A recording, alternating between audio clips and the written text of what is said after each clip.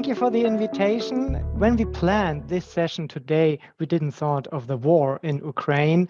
And I think, nevertheless, like Sultan just said, it's very important to not talk only about the security architecture and to talk about defense strategies and external relations. I think if we talk about inequalities in the European Union, if we talk about the economic order, if we talk about social questions and the future of the European Union, it's very important to keep in mind also in this hard time we are facing now that the unity of the European Union is a very important thing. This is something we have realized in the last 5-6 days, that it's the unity of Europe is an important precondition for doing steps towards what the European Commission is calling strategic sovereignty of the European Union. Before, this is a new term. I think I detected it in the last 2 years or so, this strategic sovereignty of the European Union. What shall that be? Now, in the last few days, I think we get an impression, what could that be? And I think the unity of the European Union and this strategic thinking of the European Union is deeply rooted not only in foreign or defense policies. This is rooted as well in the existence of fair economic conditions and the experience for the citizens of well-being across the continent. And these are the topics I'm working on now for a long, long time. And yeah, thank you, Sultan, for giving me the opportunity here to give a short introduction in some of the socioeconomic matters we are facing in the moment. So I start with this slide. I have only 5 to 6 slides, so not too much. This, you might have seen, looks like art. It is not art. It's a GDP development, GDP growth from 2009 to 2020 in these years. And what you can see quite easily is here, well, the first financial crisis, of course, where we had then, I have to look if I find here the laser pointer. Here it is. The laser pointer where we had in 2009, 2010, a quick recovery with stimulus spending, typical Keynesian politics. Then we didn't really felt well after this crisis, after the global financial and economic crisis in the European Union, where the GDP growth fell more than 4 percentage points. We had followed directly the Eurozone or Euro crisis. So many of the European member states, especially the European Monetary Union member states, they entered the next stage of the crisis of the Eurozone. In Germany, many people said this was a Greek crisis or a crisis of Southern Europe. But in the end, I believe this was a systemic crisis of the way the European Union organized its monetary union. And this crisis, it took quite longer to get out of this, with some reasons we have to define later on. And we had a slow recovery, and I put it here into brackets because of crisis management, which was based on austerity. And in the years 2010 to 2015, nothing much was happening. It was a long, long time, 5 years to really get out of the crisis to the pre-crisis level of growth. And then, we just have been okay with our growth developments. And then, here I show again that we have this long time of stagnation. And then again, in 2020, the pandemic hit the European Union, and the GDP growth decreased again. So this was a problem, but we have a new start in the management. We didn't refer in the European Union again to the austerity measures. We were going back to the Keynesian-inspired ideas from the global financial and economic crisis, but totally different this time. This time with the Next Generation EU, and the funds which are new, the Recovery and Resilience Fund, there is now a possibility to better get out of this really hard crisis we are facing. Now, if you look in the winter forecast of the European Commission, I just made a copy of this here on this slide. You see, of course, we left behind this second quarter of 2020, and slowly, very slowly, growth is coming back. As you know, now with the war in Ukraine, this will maybe last even longer, and we have new problems at the horizon, for example, the inflation rate and other things. So the growth rates in total are not really good, what we're seeing here. And we're getting very slowly out of the crisis. And maybe there's also this problem, even all the time when we think we're leaving the crisis behind, the next crisis is looming around the corner. We have too many crises in the last few years, I guess. And yeah, this crisis was not only an economic crisis, it was also a social crisis. And I'm always concerned with the social aspects. Here, I just have a few member states, selected member states, because if I would have put all the member states here, you couldn't see anything. You have some member states here and their employment rates from 2008 to 2020. And you see a quite asymmetric impact of economic crises in the European Union. You see some member states, for example, Germany in green here, with low unemployment rate all the way through.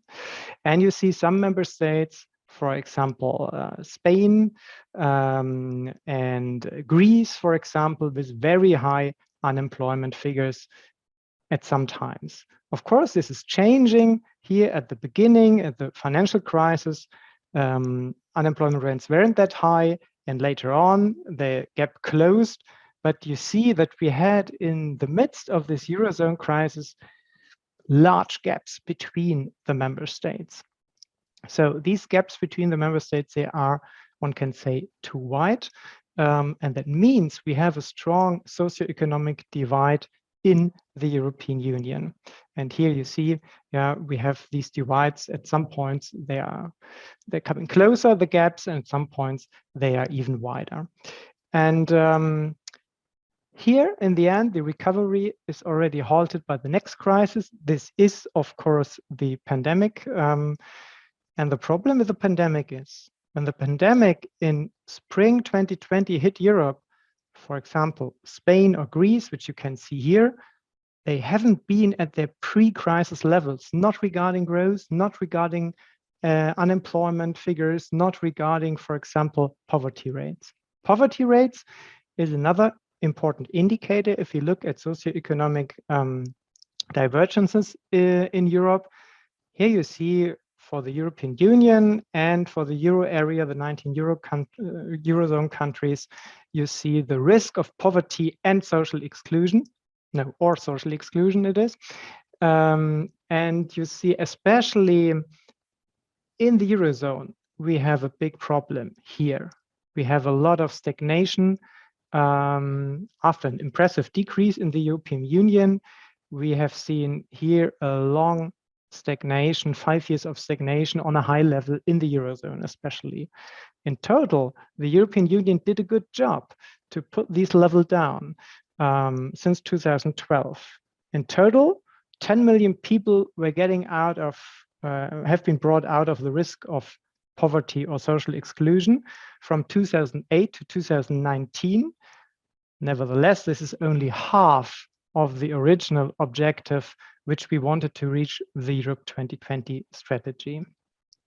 So this objective of the strategy was not met, like I mentioned here, and especially for the Eurozone, for the monetary union, we had, due to these austerity policies, a long phase of stagnation.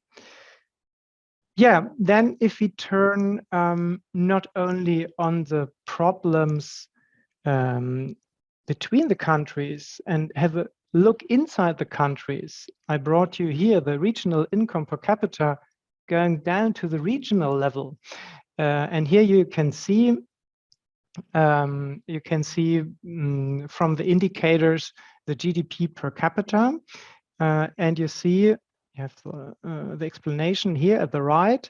You see that there are many regions in blue, which are over the average, and there are many which are more colored in orange, which are below the average. And without looking at the details, you see immediately, looking at this artistic picture, you see the more inside the country you're going towards the northwest, the richer the regions are getting normally. This is not true for every country, but for most of the countries. In Germany, for example, we have the eastern and northern Bundesländer, which are not that wealthy, like, for example, the southern Bundesländer. You have it in Spain, for example, between north and south, in Portugal as well, in Italy as well. You have a division between east and west inside many Middle and Eastern European countries. And there's another special thing. You see all these blue points here. These are the metropolitan areas normally. And the metropolitan areas, they belong to those who are the richest inside Europe. And this creates also problems because people tend to move there. They like to move there. They want to go there because of better job opportunities, because of better living conditions.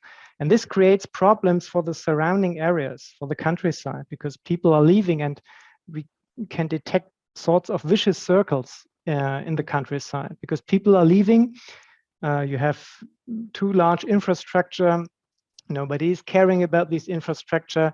Then if there are not well-educated people because they have already left to the metropolitan areas, then of course the companies, they do not like to invest in these areas. And so you have this sort of vicious circles, and the regions are getting even more down. And this is not of great help that we have many metropolitan areas which are, well, which can play on a world level really regarding the living conditions and GDP income. But besides, we have many parts of the countries which do not behave that good. And this creates, of course, problems. Like I said, here we have a multiple division. We have cross-country division in Europe, and we have an inner country division in Europe. And this makes a problem even more dangerous, because if we would have only a division, a socioeconomic division between east and west and north and south, we could do some transfers, but the division is inside many countries. And so this is another dimension, and the problem is getting even more complicated. Well, the richest are, of course, the middle-sized cities and the commuter belts of the capitals, like I said. And of course, the decline of industries. We had many areas, many regions which had in former times, many years ago, partly, big industries. But because of transformation towards service society, service economy, transformation, now the next transformation progress is ongoing, the digitalization and the greening of the economy. And one can fear that here as well, many regions might lose if we do not have common possibilities. One possibility is, of course, this Next Generation EU package, which is meant to support digital and sustainable, green and sustainable developments and transformation processes in the economy. And I think there's one thing which shouldn't be forgotten. It's also about social matters, because when people are leaving their regions, who is left behind? How do people live there? Are they content? Do they like to live there? And the other thing is, if ever more people are moving to the metropolitan areas here as well, there might be the phenomenon of social exclusion, because to live there, the living costs are getting higher and higher. And this is not something for everyone, because you might earn not enough in your job, especially in the service sector, to finance your living there, or finance a good living there. And therefore, the European Union should keep an eye on the social issues. The European Union had in its history for a long, long time an asymmetric view on the European integration process, which was mostly economic. And I often like to show this. This old man here is Jacques Delors, former Commission president. And he said in 1992, you cannot fall in love with the common market. And I think this quote is so right, because the common market is nothing about European identity. A common market is nothing about good living conditions. A common market is a common market. And it's of great help, of course, to have him, but Europe must be more than only a common market. At the time, 1992, Delors was right, and one of the first politicians in the European Union saying this, but at the time it was not possible to enable a true European Union. Why?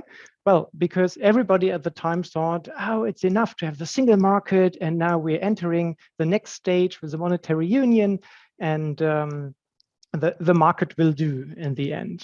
We have seen what the market has done. We have seen several crises since then. And we see that this domination of the European integration process by economic integration is not enough. It's simply not enough. So to break it down, the European Union identity develops not when unemployment or unemployed young people, for example, in Spain or in Hungary or somewhere else, see that the European Union shouts out loud, that's your own fault. Go to the market, do something for yourself. European identity develops, I believe, if the unemployed young people in Spain or Hungary or elsewhere experience the help of a European Union program for education, for employment, for investments, which helps them getting a job, getting a new job maybe, and seeing their country growing out of the crisis. And this, I think, is a lesson we have to learn, and therefore it's really important, economically speaking, to leave old convictions of economic theories, old economic thinking behind us, to leave behind us the predominance of only budget policies and competition-based structural reforms, and turn the page in order to build a fully fledged, not only economic, but also social model in the European Union. I leave it here, and I think that Sultan and the audience, you have many questions, and we can discuss it together. I stop the slides here. Thank you.